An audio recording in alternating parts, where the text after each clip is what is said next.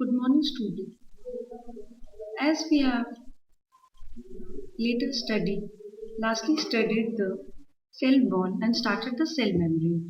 As we have studied the composition of cell membrane, it is mainly made up of proteins and lipids. Now we will today discuss the models models of cell membrane.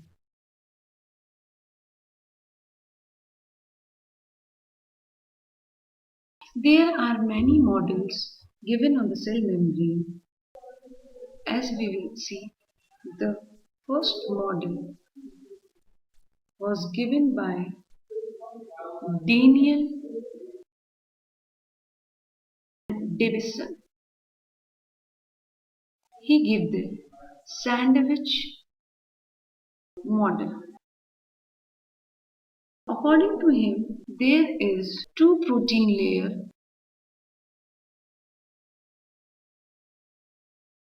sandwich the phosphor- phospholipid bilayer.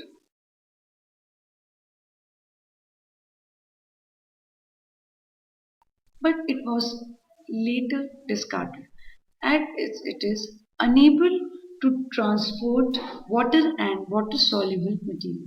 If we see the structure, these are the phospholipid moiety. Proteins are arranged like this. These proteins are globular proteins. These are protein and this is phospholipid bilayer. Now, second model was given by Robertson. So it is called Robertson model. This is also called as unit membrane model. This is trilaminar,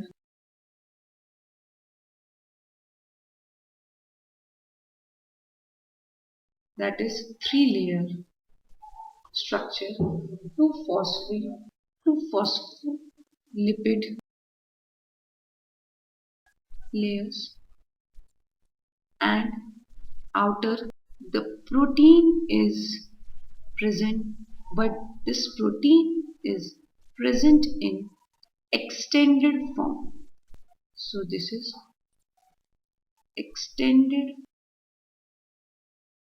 This is also discarded because in this model also the transfer of solute and water molecules are not possible. Now third model is fluid mosaic model. This model is given by Singer and Nicholson. This is the accepted model. Let's see the diagram. These are the lipid moieties. There are two layers lipid moiety, and next in this the protein are embedded inside as well as at the periphery. The protein moiety which are outside the lipid are called extrinsic protein, and the protein embedded inside is called intrinsic protein. There are also carbohydrate moiety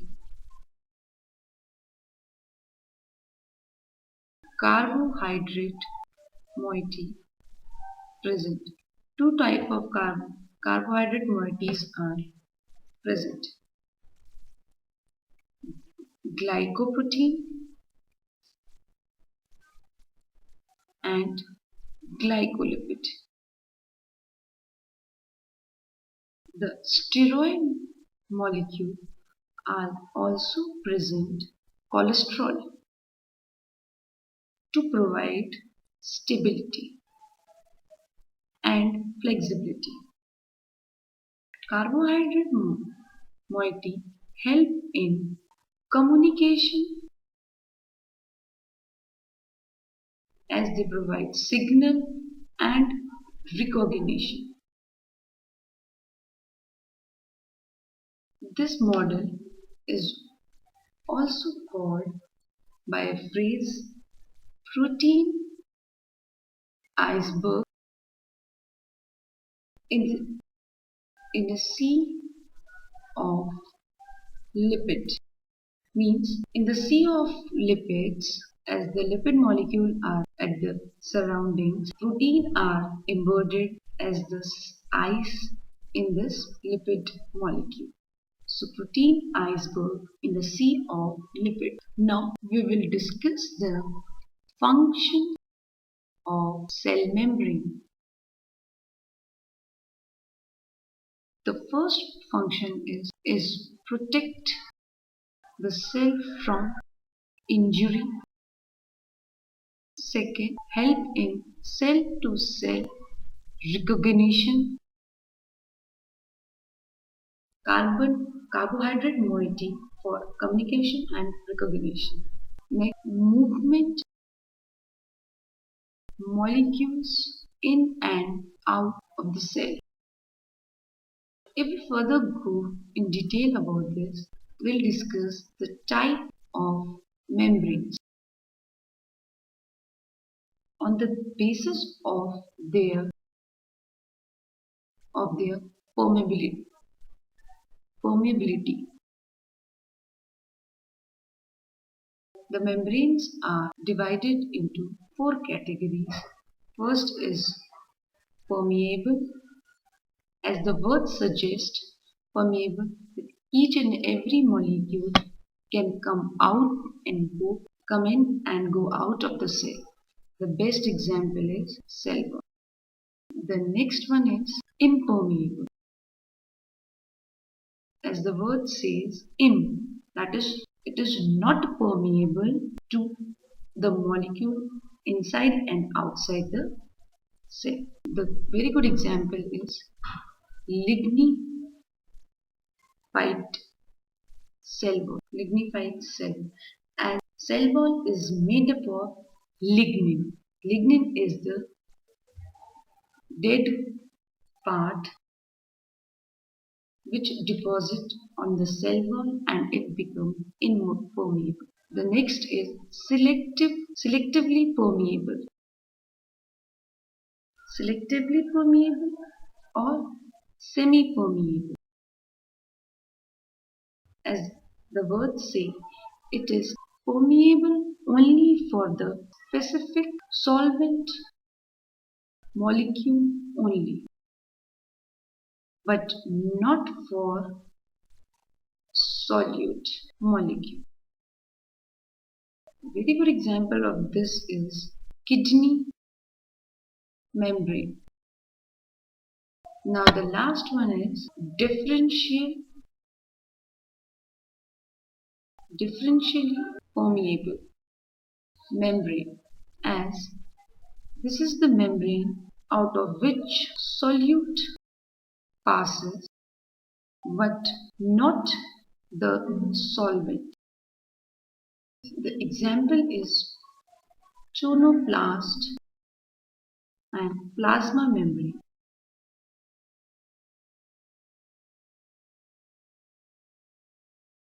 Tonoplast is the membrane of the vacuole and the plasma membrane. It's a very good example of the differential permeability. Now, further we will discuss. This is all about the plasma membrane. Now we'll discuss the transportation, that is, transport of molecules across plasma membrane. Now we will see how the molecules get transported across the plasma membrane. There are mainly two ways for the transportation across the membrane. The first is diffusion and the next is osmosis. First, if we talk about the diffusion, it is the movement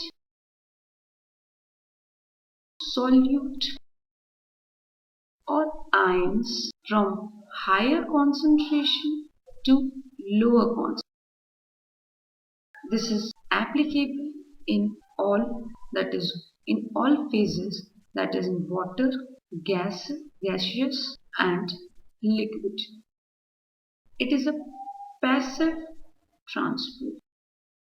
These are the some important points about the diffusion. Now we'll switch on to osmosis. It is in the osmosis there is a movement of solvent or water from lower concentration to the higher concentration through semi permeable membrane. That is in osmosis the movement of solvent or the water molecule from lower to higher concentration, but here the important is the presence of semi permeable membrane. As we have already discussed about the semi permeable membrane, it is only permeable for the specific solvent only, not for the solute. Now before, there is two types of osmosis: endo osmosis and exo osmosis. As the word suggests, endo means inside. That is movement of solvent, movement of solvent out of the cell. And the exosmosis is the movement of solvent molecule inside the cell. Now before discussing further, first we will discuss what is solute, solvent and the solution and what the concentration is. Let's take two beakers. There is a, we'll just demonstrate the small experiment. Suppose this is two vessels or beaker in which water is, this water is called solvent. So solvent is the thing in which the something is dissolving. It forms the media to dissolve the anything. And if we add some small parts, some sugar to this water, this is called solute.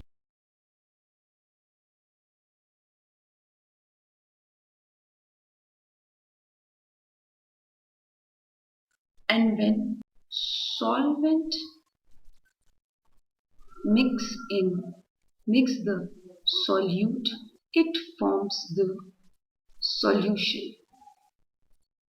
Now this is called as solution of sugar. Suppose this is A solution and this is B. If we added 10 gram of sugar in beaker A, 5 gram sugar in beaker B, the concentration of A solution is more in comparison to concentration of A solution is more in comparison to concentration of B solution.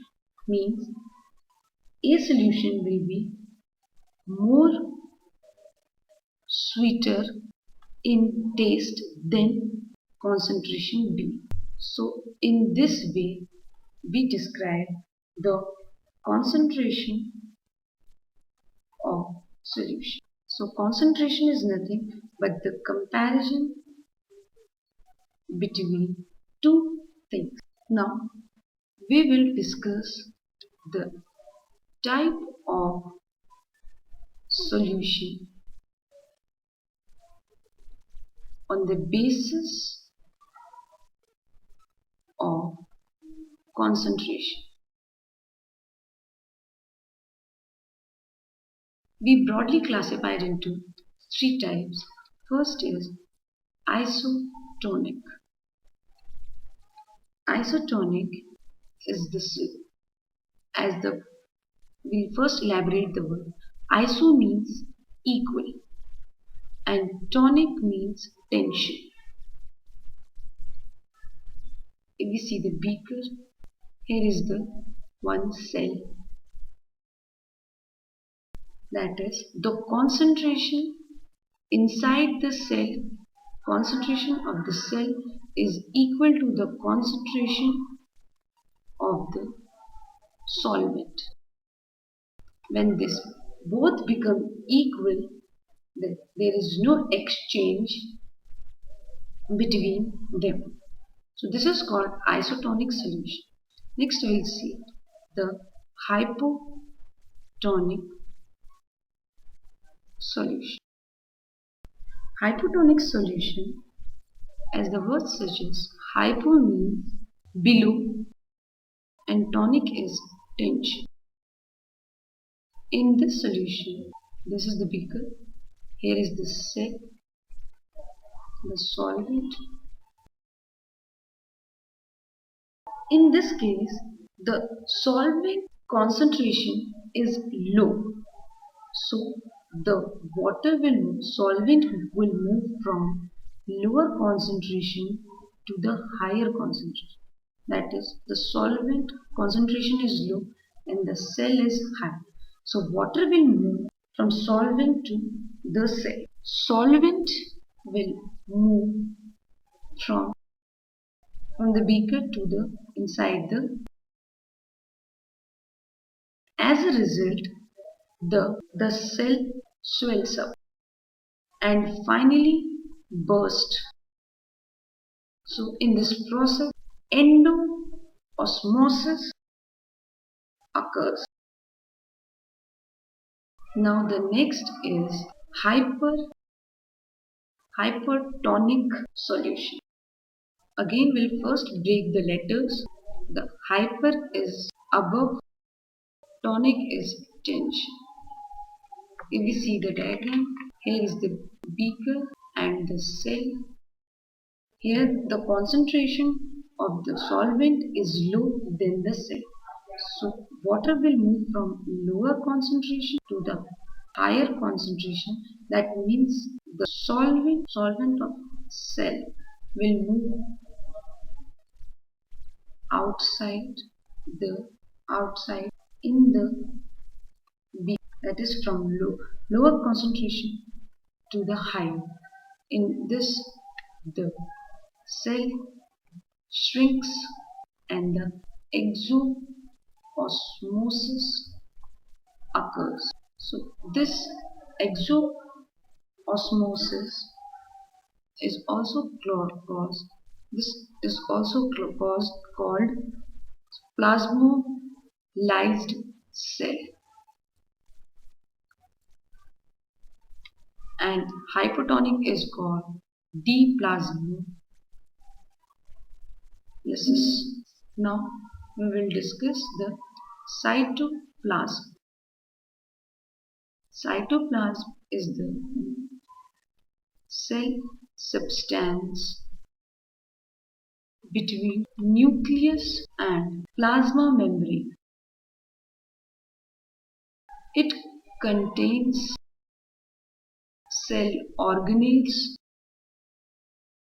and inclusions, that is starch granules, lipid granules, any stored body, called cytoplasm. It contains 90% of water and rest are ions, biomolecules, that is carbohydrate, proteins, vitamins necessary for biosynthesis and catabolic pathway. Biosynthesis is the formation molecule and catabolism is breakdown molecule. Now it have two parts. The cytosol is the aqueous part contain protein and the cell organelle. These are the living part separated by plasma membrane. Definite shape, structure and function. They are again of two types, membranous, non-membranous.